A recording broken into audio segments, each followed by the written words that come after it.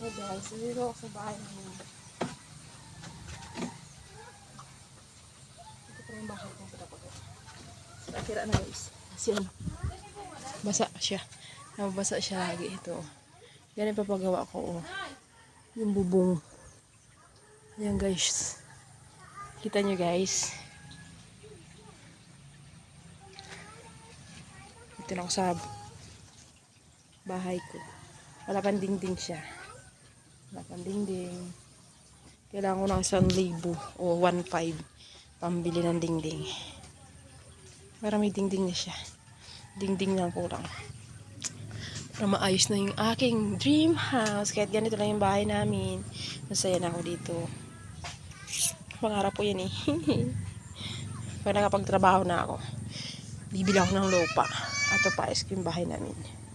Tara. Ngayon muna, bahay lang muna. Kahit maliit lang ganito, okay naman siya. Ayan o. Yan guys, may side na siya. Ding-ding na lang. Ding-ding. Yan. Yan guys, tingnan nyo guys. Tapos siya kayo dyan sa may taas ng bubong. Ayan o guys.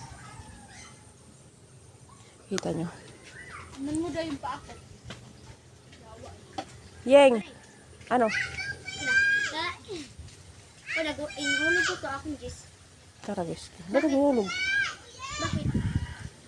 Dapat yung ipon mo. Diri to, kuha ko sula. Mataubos agad yung oras mo? Oh. Tara nga, de! Sino ba yun? Dito yung ko na siya sa kanya mama. Hindi siya tiyan. Pag may pera na tayo, pupunta tayo doon. Para parang tayo pera. Hi guys! Ito pala yung bahay ko. Walang dingding. Ayun ang bahay ng nanay ko. Maliit.